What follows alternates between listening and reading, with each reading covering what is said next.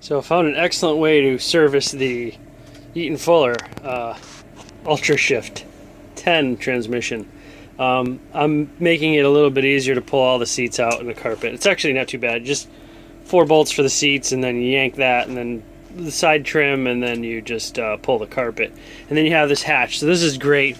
I know a lot of guys try and get at this hatch, but they don't end up doing it, and they tear the carpet trying to do that. And anyway, but this is great.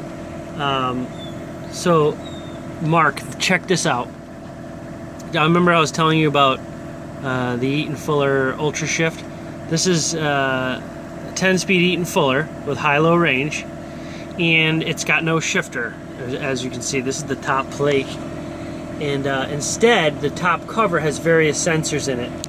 One I just replaced over here because they're getting old, and I don't want any problems on the road. I'm doing another one. Oh, you can see how nasty it is. It's right where my finger is, right there. So basically you have that's like input shaft speed sensor, and then there's an intermediate, or your output speed sensor. There's one on the tail housing. So anyway, all the shafts are censored. So the ECM, the transmission control unit, knows what speeds all the parts are running at, basically. So when you go to make a shift, it's simply there's a computer there. That's the control unit. The control unit will cut throttle to the engine of the truck. Once the tension goes away from the driveline, this is your XY shifter. You see, you got one motor facing this direction and one motor facing the other direction. Get it? Your XY. So basically, where you had your different top cover, you'd have your shifter running through here. This makes your change left to right and forward to backward. So it's really simple. And then there's little sensors here, one here and one there.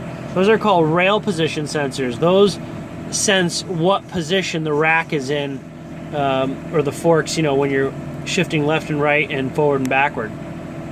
So yeah, and it's just a centrifugal actuated clutch. So as soon as you start increasing like 600 RPM, it grabs in and gets the ball rolling. Once it's shifting, it never decouples from the engine. It's just locked in. And all these sensors just get it right.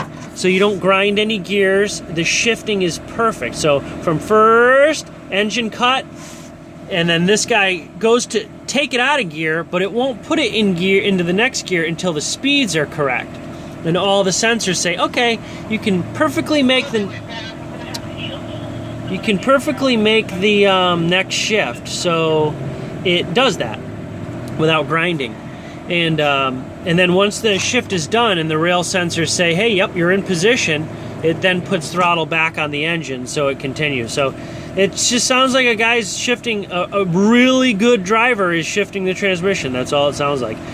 Even on the downshift, the transmission control unit will actually rev the engine to catch the next downshifting gear.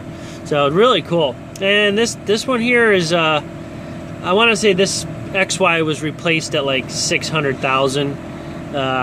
Right now we've got a million point